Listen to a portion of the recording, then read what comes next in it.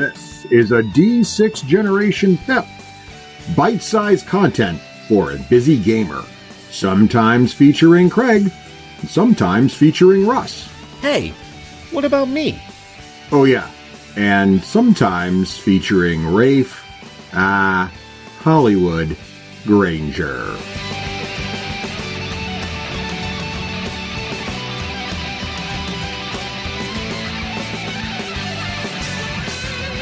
Hey, welcome to another D6G pip. I am super excited to have with us today. Ray Greenley is back on the show. Now, Ray, you haven't been with us since episode 217 back in 2017. Do you remember all the way back then? Oh, yeah, I do. That was a super exciting time for me to finally join you guys, and really appreciated the opportunity to come and talk with you guys and Craig about recording his book, Legacy of Shadow, at the time. Yes. That was still one of the most fun books that I've been able to do. And I hope I'd heard that he was working on a sequel, and I'm kind of hoping to see that at some point. But I know he's working on all kinds. He's been cranking out books, but in different universes. Yeah, he's got a lot on his plate. So I'm sure it's in there somewhere. But Craig, if you're listening, looking forward to reading the sequel. Yeah, excellent. Well, Ray, it's so great to have you back on the show, and I'm going to talk to you again. And for those who don't know, of course, Ray is a voice narrator. Well, no, is that right? No, a narrator who uses his voice, a voice actor, a voice talent. How do you self-identify, Ray? Audiobook narrator, or I do other voiceover, so you could say voiceover artist.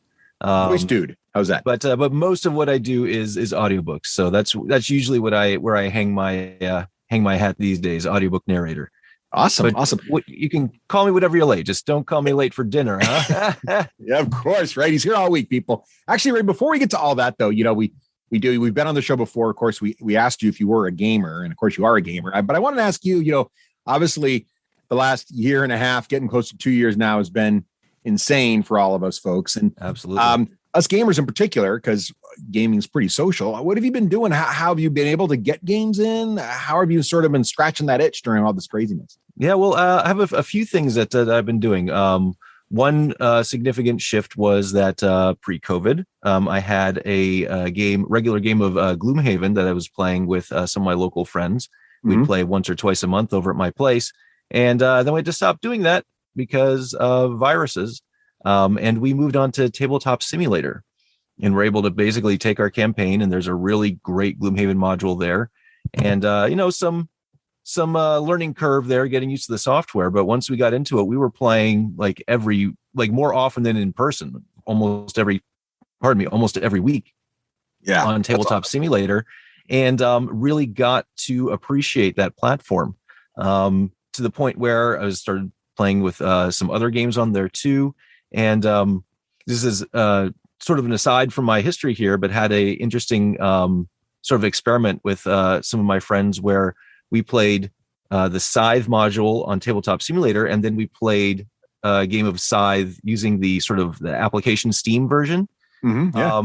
And I was really amazed at how different the experience was, how much more Tabletop Simulator felt like I was really at a table, like we were using voice chat and stuff, but like the actual physicality of moving the pieces around and having to keep track of some more of the minutia, whereas the app version, that it's like it calculates all this stuff, gives you your things, and ships over to the next person. How much more disconnected I felt playing that way.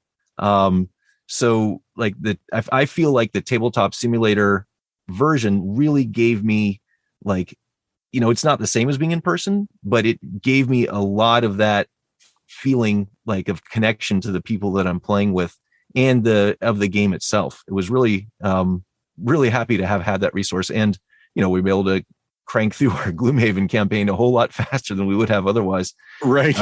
Which that one takes a long time because there's a lot of scenarios. I've also gotten a lot more into playing games on Board Game Arena. I don't know if you're familiar with that platform or not, but basically a web platform for video games, where that, really not video games, web platform for board games, where it, really it has an implementation of a game, and it handles all the rules and all that stuff. So what I was talking about with that app version, it's like, oh, it's kind of disconnected. This one's very disconnected, even more removed than that. But this allows me to play games asynchronously. which I know some people really don't like. Like they don't like having to come back in like what was going on. And there is that, but it doesn't bother me as much. And I don't mind having like a half dozen games on there. And then I get a notification. It's your move, Ray. It's my move. And then I hop in and I'm like, okay, what was going on? Or I can just evaluate the game state and I'll make a move and go. And I've played a lot of games on there over the past couple of years, just over and over and in another way, like you don't get the same connection like when you're playing with friends, but it still is at least some kind of connection, and I get to play games and playing a lot of different games that I would not have gotten to play, like one of the hotnesses from last year, Beyond the Sun. I don't know. Have you heard of that one? Yes. Where it, like I would not have gotten that game myself, but hey, it's on there. I can play it a few times. Like, yeah, this is really sweet. I love this whole tech tree concept, which for listeners, it's a science fiction game that is essentially focusing much more on the tech tree side of things, where you're developing technologies, and that's kind of the point of the game, with a little bit of like a area control thing on the side, and it's like this really cool game that sounded fascinating, and it's like with, I wasn't going to get it, but now I get to try it, and now I know, hey, you know what, I really like this game, and maybe someday I will pick it up if I feel like I'm going to have a good chance to play it. That's awesome. The third way I got my game on is by having kids that are getting old enough and interested to play games. I've got a pretty big family. I think I probably talked about it last time I was on, but it's grown even since then. At 7 kids now. The oldest is 14 and the youngest is 2. And I was last year, so my friends very kindly for my birthday got me Gloomhaven Jaws of the Lion, which is, I'm sure most people know probably at this point, but it sort of takes Gloomhaven and like simplifies it a little bit to make it an easier game to get into. And I started playing that with my kids, and painted those miniatures too. Another thing that I've started doing since we talked last time is I'm now painting minis, inspired largely by you and Craig. So I appreciate all that constant chatter about it on the D6G over the years that finally pushed me into to trying to do it myself. Nice. So I've got this game. I've got my kids that want to play it, and it's a really long game, so it's kind of hard to get to the table. But we're all excited to take another crack at it whenever we can work it into the schedule.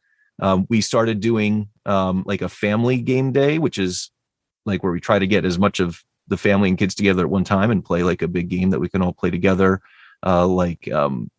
everything from like the simple Apples to Apples and Dixit to the Reckoners, which I don't know if you've played that one, but it's a cooperative game that goes up to 6 players. We got Camel Up that the little kids can still get in there, and if they just want to move the camels every turn, it's a Camel Cup or Camel Up, depending how you say it, is a classic, and it just got reprinted. And that one in particular, I was playing that with my kids when they were little, and they still love that to this day. Like they still break it out. And they're in college now. That's just a great game. It is, and it is one that like even like the 6-year-old can just say, hey, I just want to move the camels every turn, and it's like, you know what, he can shake that thing and pop the die out and have fun, and everybody's like, oh, I can't believe that guy moved there and totally sat on top of the other camel.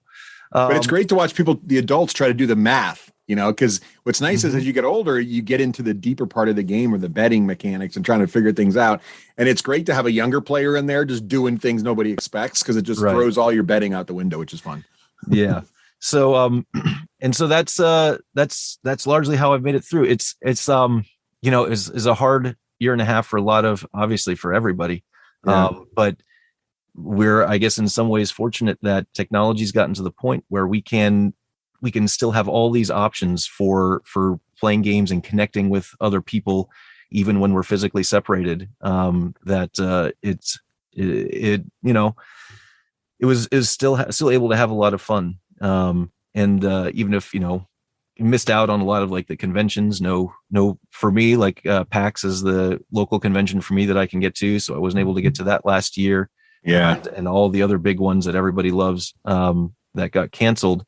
So you miss out on that larger community aspect, but it's still with Tabletop Simulator, Board Game Arena, able to, reach out to those friends and still make those connections and keep that gaming alive, even through all the challenges. Yeah, I agree. You said something that was interesting, because I think a lot of us got into some form of, connecting online to play games, right? I really got into the virtual tabletops with the role-playing games. And you mentioned something with virtual tabletop, which I also tried, as you mentioned also, Craig and I are huge miniature gamers. And so when everything kind of got shut down for a while, I was like, well, how do I play my miniature games, Right. And so I tried Tabletop Simulator 2, and I remember thinking, wow, this does feel like it, right? Like I played some War Machine on there. I played the new Warcaster on there. And I was like, wow, this does feel like you're there, because it doesn't do anything for you. And to your point, that's an advantage. It actually feels like the only downside that I missed was, one of the best part of miniature gaming is you paint your models when you're not together, and then you get together and you get to share, looking at each other's models and appreciating the work, but then also you get to see the model you actually paint on the tabletop. So the downside to virtual tabletop is you're using stand-ins for all your models. But a lot of miniature gamers got really into like scanning their models and trying to get their actual painted model into the thing. That is awesome. It's a lot of work though. And I couldn't go that far. And so I disconnected. But you mentioned one thing to me that I thought was interesting when you mentioned the idea that it was almost a better experience, a more like in-person experience when the system didn't do the rules for you. I'm finding that way with like apps like Roll20 when I'm playing D&D online, because Roll20, you can click the different parts of your character sheet and it'll roll the attack roll and figure out your total bonuses and figure out the damage for you and just show you a number.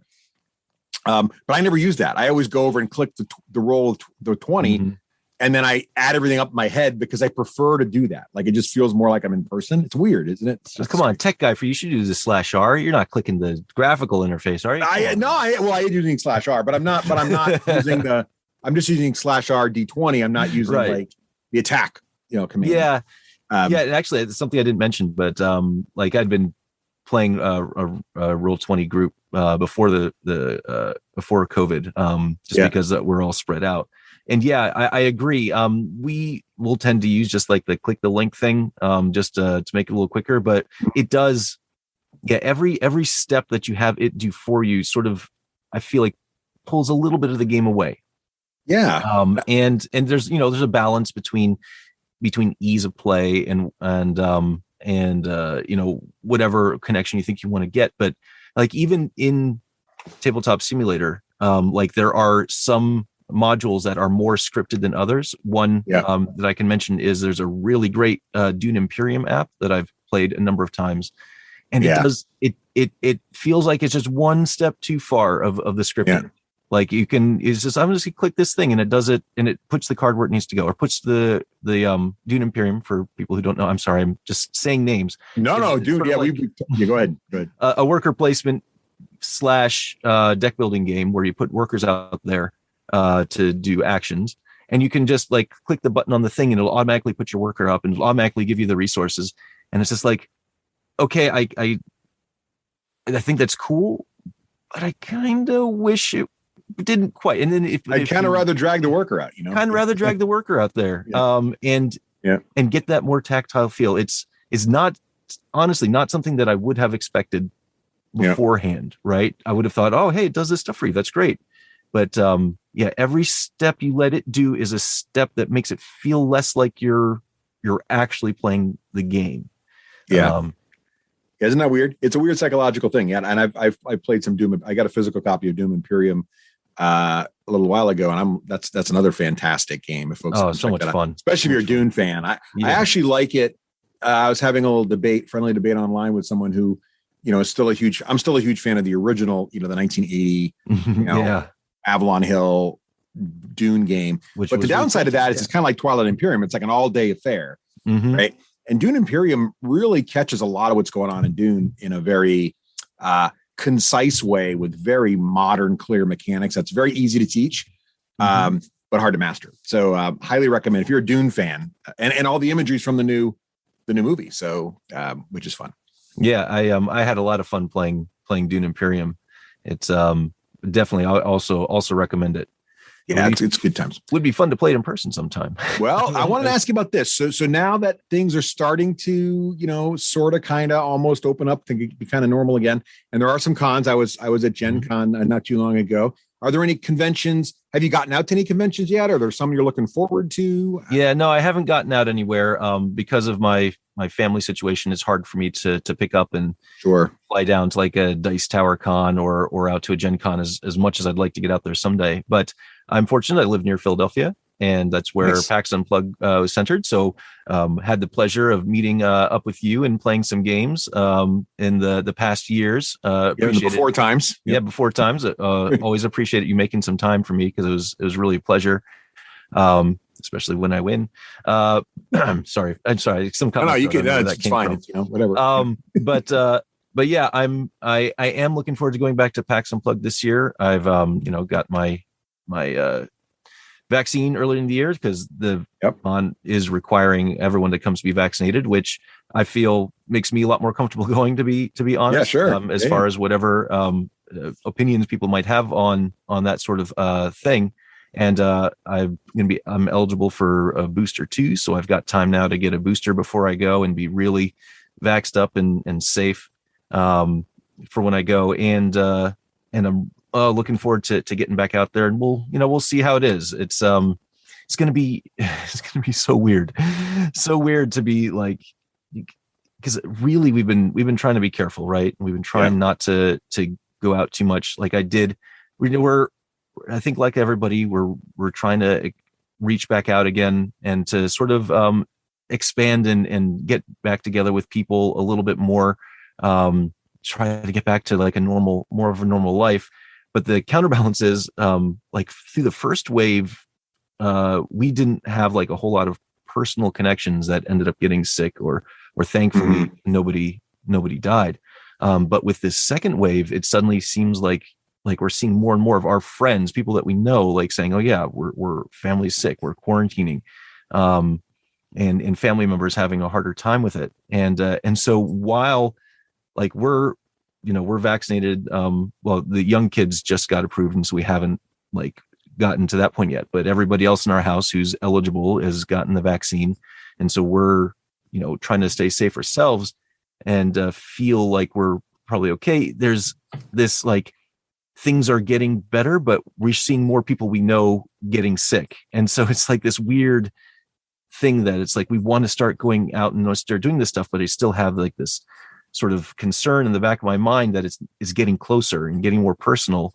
And so like, even with PAX, I have like, I'm confident that it's going to be okay, because I'm going to have protected myself, and they're taking a lot of steps there to protect people. But there's still a concern that, I could go and do this and I could bring this home to my family.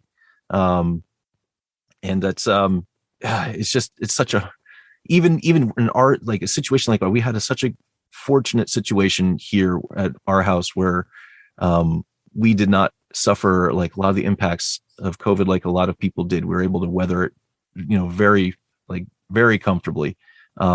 It's still it still is hard, it still is like a lot of hard choices going on. And so, yeah, it's tough. It's a hard time. And I think, everybody's got to make the decision what's safe for them, Yeah. Right. My wife and I travel a lot for work. So we got vaccinated very early. And because we have to travel for work, the first couple of times it is weird, you've kind of been conditioned now for a year to not do that sort of stuff. So but you have to, right? And the other thing that I think about is there's people that are doing this every day, to do what needs to get done, right? There's the essential workers out there doing their thing. And the other thing is I don't know, when I went to Gen Con, I was a little nervous about it, but I have to say the psychological feeling of being back with people, there's something there that I think a lot of us are hungry for and missing right now. So yeah, I think definitely take all the precautions, definitely make the right decisions for you and your family. But at the same time, I think there's going to be a mental health component to this that's going to be very positive as more people. Yeah, I'm really looking forward to that. And just to be in that, like to be in that and feel that environment, and that sort of feel that connection again to this larger community that I'm really looking forward to. And then I could hear it. Like I listened to, to the episode where you talked about Gen Con, and I could hear it, and it was just like, oh man, it's so great. It was partially just hearing you talk about it and having that experience, regardless of the content of what you said, was like made that episode a joy to listen to. And I really appreciated being able to the episode that you recorded on that, because it was like, oh man, it just feels good knowing that. Well, right now I can't make it to PAX Unplugged. I'd like to, but unfortunately I have a family commitment that weekend. But maybe after you go, assuming everything works out and you're able to get over there, I'd love to chat with you again, because one, I want to live vicariously through you and hear all about the food you ate over there at Reading. But then two, I'd love to hear what you thought, how the experience went. Yeah, sure. That'd be great. I mean, I'm always happy to come on and chat, Russ. Awesome. Well, but all this is just bonus content, because the real reason I wanted to talk to you today, and you reached out and you're kind of like, hey, Russ, I was working on this latest project. Would you be interested? I was like, wait, what? Because, I know you've been doing obviously lots of narration for a incredible amount of audiobooks. At last count, I was on Audible today, a platform I'm a big fan of. And of course, Audible's been supporting the D6 generation for a long time. Mm-hmm. But what I love about it is you can find your favorite narrator, your favorite author. There's like every book, every audiobook pretty much out there is on there somewhere. You've got 31 books on Audible, Ray. That's crazy. It's getting up there. Yeah, working. Keep working. It's crazy. You got a lot of them are really cool series, like The Martian War, Tales of Panthanor, Seabound, like so many cool series. But also I noticed on there, and you talked about this last time a lot about how you got into it and how all that works. Mm-hmm. Then I also noticed you've been doing a lot of instructional, like sort of self-help the books. Nonfiction. Yeah. Yeah. Like intentional relationships and building leadership and all that sort of stuff. What's been sort of the biggest difference as you move from like, is it different psychologically as a narrator to like move from like, you're going to be telling a story with different characters and maybe different styles per character, and versus doing like an instructional book or a book that's about, self-improvement or learning and education? Like, is there a big difference in those two books, those styles of recording? Yeah, there really is a difference. And it's the difference is, and this goes to, I mean, what you want to be careful about with a nonfiction book is you don't want to, come across as, like Ben Stein and Ferris Bueller and just be like Bueller, right? Just monotone, like just you're not just reading. You're right. It's just because it's not like a fictional story that you're trying to like tell a tale. You're actually still are telling a story, and the idea is that you're not just a narrator, but you are still a character, but your character is the author, right? You are trying to come across with the same sort of passion for the subject matter that is, say, like the author would if they were giving a TED talk or something like that, right? Right. You want to imagine that there's an audience there that is just listening rapt for what you're trying to communicate. And inside of that, you also want to make sure that you're clear in what you're trying to communicate. You want to be able to read the material in a way that you can make sure the listener understands the things that you're trying to teach. And so, you could, it's not just like reciting a textbook, right? Mm-hmm. There still can be like emotion. There still can be, you still want to try to make a connection. Now, you don't want to go. You got to summon your inner Tony Robbins. You got to have that energy on the stage. Right. You don't want to go over the top. Right. It's like, I'm not going to approach it with the same energy that I would say, a sword fight in that Kings of War book I did. Right. The Steps to Deliverance, which is set in the Kings of War miniatures game world, right. from Mantic Games. So yeah, there's battle scenes in there, and I'm not narrating the nonfiction that way, but at the same time, like, I want to be able to like in each paragraph, I want to be able to sort of find the real core idea and make sure that I'm like driving that idea to the listener so that they understand, like, this is the main point I need to get. And then, using the other parts of the paragraph that support it in a way that allows the listener to understand, like, well, no, this was the main point, and then this is what I want to catch up on. And I actually, have done specific nonfiction coaching that has taught all this stuff. I didn't figure all this on my own. But when I'm doing the Kobold guidebooks, so I've done 2 of them that have been released, one of them which will be released within the next month or so, and I'm prepping another one. I'm fortunate to have built a good relationship with. Yeah, so I got to ask, Ray. So yeah, I mean, when you mentioned to me, I've got this thing with Kobold Press, and I'm doing these books, and so how did you land that gig? Like, how did that even happen? Well, that was for people who are making their living in the arts, a lot of the difficulty is finding the work, right? How do you go and get these jobs? And what I was doing was, this was, I think, back in, not too far. I got to double check. And when I did the first one, did Worldbuilding, but I was looking around like, what are books I want to do that haven't been done yet? And this is part of how I got to do Craig's book, was like, I heard Craig talking about it. It's like, oh man, that'd be so much fun to narrate Craig Gallant's book. So who's the publisher? Oh, the publisher's Winged His Art Publishing. I've heard him talk about it a number of times on the show. So I shot an email out and said, hey, I've listened to D6 Generation and I would love to do Craig's book. And Vincent over there got back to me right away and said, hey, that sounds great. And started a relationship, and I've done a bunch of books for them now. The Martian War books were through them. Same with the Steps to Deliverance. The Mantic Games book was through them. And so it's kind of similar. Also, like, man, what other books I want to do? Well, I've heard about these Kobold guide books. Anybody have made an audiobook for those yet? No? All right. Well, let me send out an email over to Kobold Press. And Wolfgang Bauer over there got back to me and was interested. And we got everything worked out. And he sent me Worldbuilding to record, and I did it. And then it was a few years before we got around to the next one. It was sort of the type of thing. I mean, he's a busy guy over there.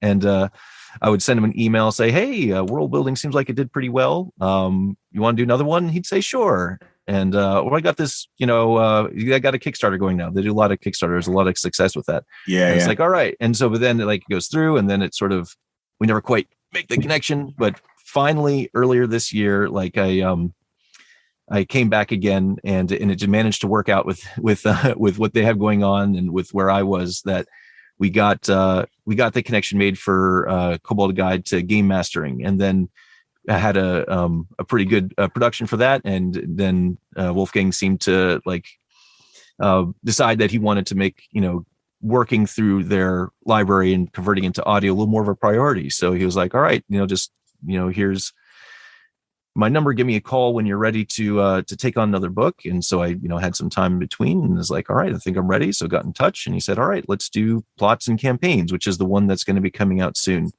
Right. So there's, I think on Audible, I think I saw you have guide.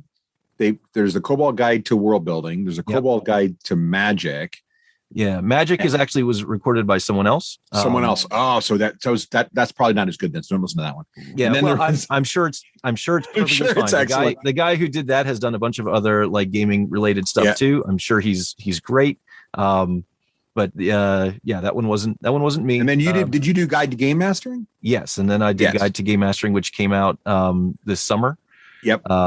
And so I have Guide to Plots and Campaigns, basically recorded and ready to go. It just needs the final few steps through Audible to actually get released. So it should come out either later this month or maybe early next month, depending on how long they're. Well, I have to be honest, I haven't listened to any of the Kobold guides. I do have Kobold Press stuff. I have their hardcover, their they make creature codexes. They make all kinds of great supplements stuff. Are amazing. Yeah, for 5e, because they're their roots go way back to TSR type stuff. So they've been around a long time. But one of the things I wanted to ask you, so what was it like narrating this stuff? Because you just talked about how when you're teaching sort of instructional books, or you're narrating instructional books, it's a different tone. You're trying to be more, TED talky, but now you're narrating instructional books that are in a fantasy world where there are sword fights. So how do you marry, fun action sword fighty sort of stuff but this is still instructional. It's it's how do you actually think about being a game master, or how do you build a world or whatever? How did you kind of find a place for that? Well, the way the books are structured is that they're basically a series of essays from a whole bunch of different authors. The list of authors that they get are fantastic. Like you've got like paragons of the hobby, like Zeb Cook and Steve Winter, people who have like written, like been writing D&D modules for decades, and some newer voices too. They get a really nice variety, and so sometimes they'll like throw in like a little bit of flavor in there, and then I get to sort of have a little bit of fun with the voices and the and the stuff. But for the most part, it still is like the author's perspective, to basically communicate the idea of what the essay is about, and that's like sort of I feel like one of the real strengths of those books is that they bring all these different voices together to cover different aspects of it. And so it's like one of those things where if you look at the table of contents, and this is what I did when I first looked at the table of contents, it's like, that's kind of interesting. But here's the one part, like, oh man, like talking about like, when I was doing world building, like I hadn't I'd done a little bit of it when I tried to run some D&D games myself before, but like, oh yeah, like how do you get started, right? What's the basis of it? Like the foundations, which way do you go? And the one essay is like from inside out or outside in, and is like do you like, it says you can start like in one small area and just not worry about the rest of the world until the characters start expanding, and then you sort of build it out as your campaign progresses as you need it. So like I don't have to say that there's like this other kingdom off to the north until it's like the characters say, well, let's go north. What's there? It's like, oh, okay, well, I know we're coming up on that, so I'm going to make this kingdom here, and it suits the plot for what the characters want here. Or you start from like a macro position and say like, here's the overall structure. And so then my characters are going to be here, but I'm going to wait to fill in the details again, like as the story requires it. And so it's like, oh, great. Now I have this like really great idea for different ways to approach world building. But then what I found is like going in saying, I feel like these three things, let's say, are the ones that are going to be interesting to me, and going through and reading it, because for my prep for these books, I go through and I read the whole thing before I start recording.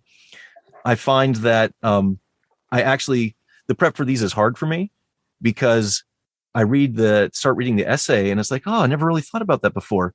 And before I know it, my mind is wandering off to like, how could I use this in my game? Right, you're actually using it. Yeah, they're reading the essay just like I never even thought about this. If in my game I have I have characters here, I bet I could add this in over here, and this ideas for how to like set up like a secret cult would be so awesome and then before I know it, it's like 5 minutes have gone by, and I'm like, wait, did I read? I didn't read anything. I'm not getting anywhere on my prep. I've got to focus on the text and what's saying. You break out Roll20 and you're making notes for your next campaign. You're like, yeah. And it's like, and that's what's happening to me every time I read these books. Like the world building one, it's been a little while since I read that one. So I'm not as fresh on it. But like the game mastering one, all I can think about while I was reading that was like, oh yeah, my players would probably react that way too. And what if they're in a such? It's like, oh crap, no, come back and read the book. And I stop. You try to table those ideas. I got to like be able to write those down and come back to those later. It's amazing how even the essays that didn't think would resonate with me still like would spark things that my brain wanted to go off on tangents about. Because I was trying to figure out how that it could apply to what I was doing. And that's one of the things that like it's they cover a lot of ground, right? Like in the game mastering one, they've got like, here's so your new game master essay, and then so you're an old experienced game master essay, right? And so those are obviously targeted at very different people, right? It's not like the book is trying to say like, everything in here is going to be exactly like for you. It's like we're trying to cover a lot of ground and cover a lot of topics. And I know I've seen like a couple of reviews for the audiobook that I've gotten. Some people say, oh yeah, only about half the essays were like all that interesting to me. And it's like, yeah, but like just the content of that stuff for me anyway, I think is worth the price of admission, really, kind of thing. Really enlightening, right? Yeah. And let me ask you this, because you said you obviously have to digest these books several times. You read it, and then you start to work through how you're going to narrate it. game mastering from the perspective of who can buy stuff now, it's the hotness. It just came out like a month or two ago or whatever. What was the most sort of interesting or surprising thing in there as you were reading through it, like that was a takeaway you've already used or you'll be using soon in your next campaign? For the game mastering one, like there was honestly some of the stuff about campaign prep I really appreciated, because this is like, that's really the hard part for me, is like the work of game mastering, right? Where you're going through and you're trying to set stuff up that that's going to that you're going to be able to use, right? And when I was doing, I tried to run a couple of 4E games back, in the early teens, and it nothing was. They fell apart after like 3 or 4 sessions, because the way that most do, it's like suddenly we couldn't schedule anything and nobody could get together, and it just sort of went away.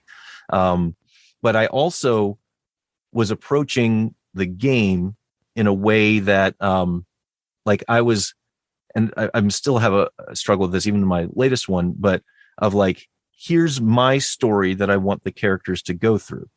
And I feel like, I not that that's like a totally bad way to go about it, but it also is a relatively like inflexible like path to put your players on. Like I was in my mind trying not to say, oh, I'm not going to railroad my characters, which is, the pejorative term for, not giving them a lot of leeway, because, well, they go here and then they're going to learn this, which is going to take them here. And then they're going to fight this guy, and then they're going to lead to here. And then we're going to have this big scene, and it's going to be awesome. But like, especially at that time, like that sort of, that perspective, like made it hard for like the characters when they, like the one point, they just said they wanted to do something, which I had like, well, no, that's not at all what I can do. And I cannot in my mind imagine how that's going to end well for the characters, or what's going to go on. I could not make that mental shift. Right. And reading the book, and it really, stresses about like, setting up like how to give your players options, right? How to make a story that allows like the players to have that flexibility, and also does talk about like, you can do this other type of story, and it's not like the worst thing in the world, but the strength of the shared narrative that you're creating with your players is really what the heart of doing an RPG is about. And reading the book and all these different ideas, it's like, wow, there's so many more things I can do. And it there's essays specifically about what happens when the players go completely off track. And it gives like really great ideas, like, there's on how you can like shift the game, right, and still keep them get them back to where you want to go. Or, if it gets to that point and nobody's doing the main quest, nobody wants to do that stuff, then then you know what? Just drop that. Just change it, make a new thing. Yeah, exactly. Listen to your players and try to listen to them and hear where they want the fun to be, and then go do that. And that's really something that, like, you sort of like you kind of know. It's like, well, I guess that's sort of thing, but I didn't have like a good internal in my brain idea of ways to actually make that work. And the essays, through the various things they talk about, like they step through, like, here's one idea of way you could do that, and gives an example. And so I'm not saying that now that I've read it, I'm an expert. And then like, if that happens in my game, I'm going to be able to sort of like totally be flexible and be some amazing game master, but it gives me the foundation so I can practice it. Right. I can keep that in mind. Some awesome ideas. That's fantastic. So that's awesome, Ray. And I think I've just, while you were chatting, I have to admit, I zipped over to Audible and used one of my credits. So there we go. Great. My to-do list. But I did want to ask you too. So you've got one more coming out that you just finished narrating it. It's going to go live soon, or? Yeah. Plots and campaigns, which hopefully should be within the next month. And if we're depending on how fast the gears grind over at Audible and ACX, I said this for the listeners. ACX stands for Audiobook Creation Exchange. It's a site managed by Audible that lets people like me, narrators, link up with authors to get their books produced, and then ACX handles like the contract and the distribution through to Audible. So that's when I say ACX for listeners, what I mean is basically this is the platform we're using to get the audiobook published out to Audible and Amazon. Awesome.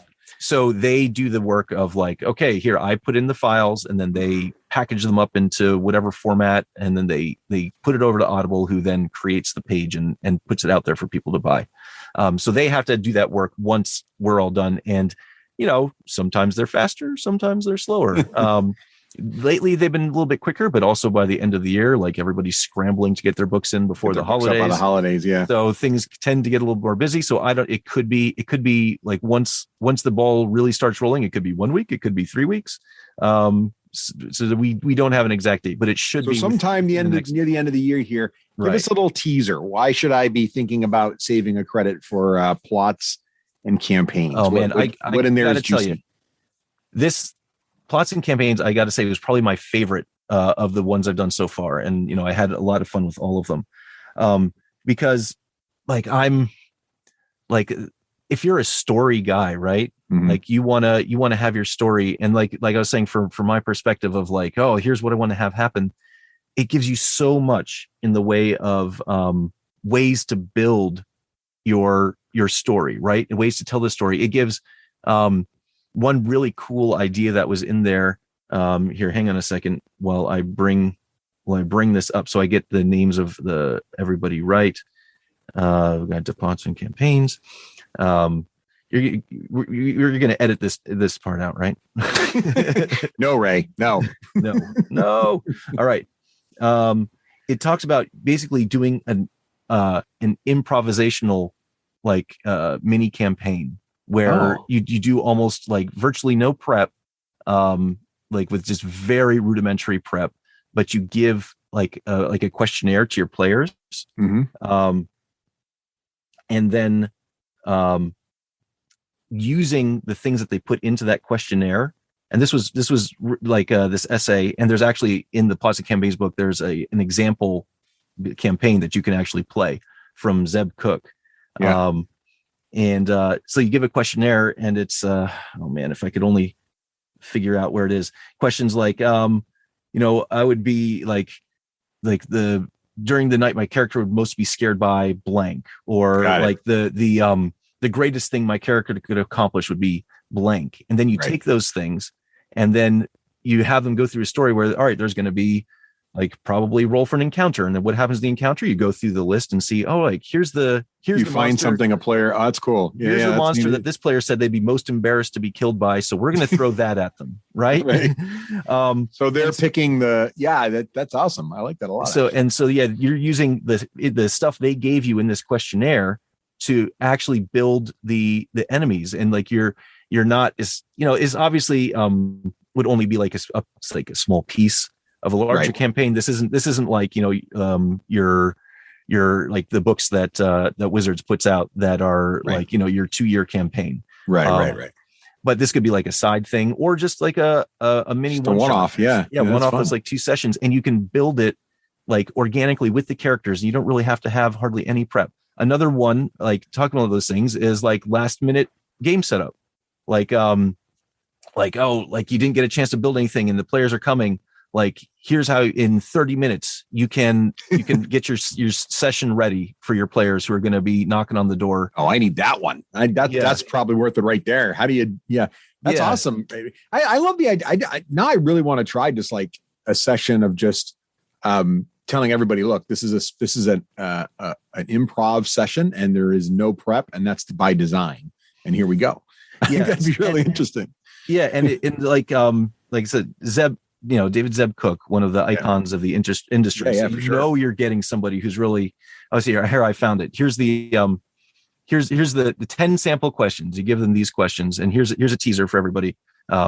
It's like I really wish I had learned blank, like for their character, and so it's like, oh, I wish I knew this, and so all right, I'm going to throw a challenge at you, including this thing that you wish you knew, just because it's going to be funny. My parents always wanted me to be a blank. My best skill asset is blank. So then say, all right, this is my best thing. All right, now I'm going to give this to you so you can feel awesome for this one thing, because this is your moment of glory.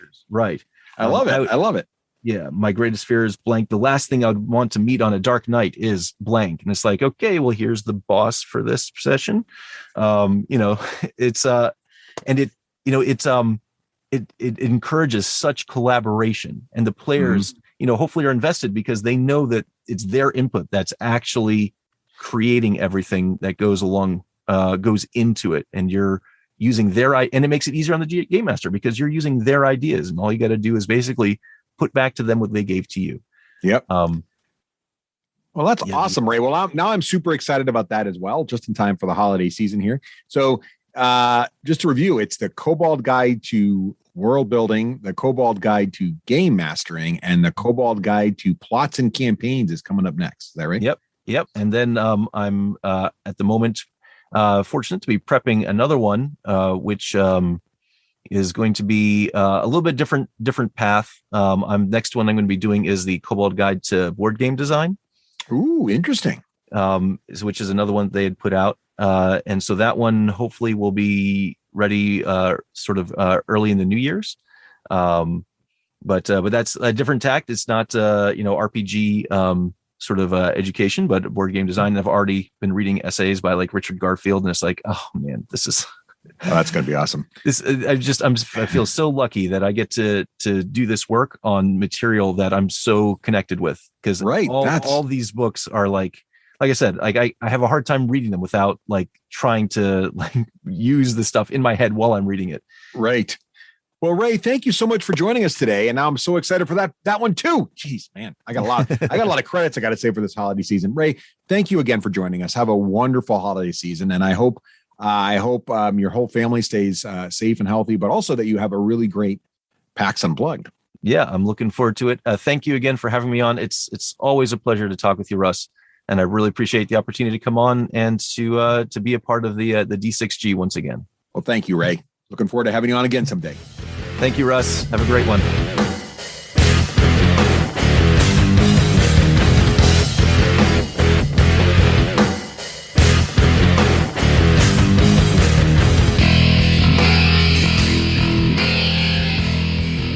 Achievement unlocked.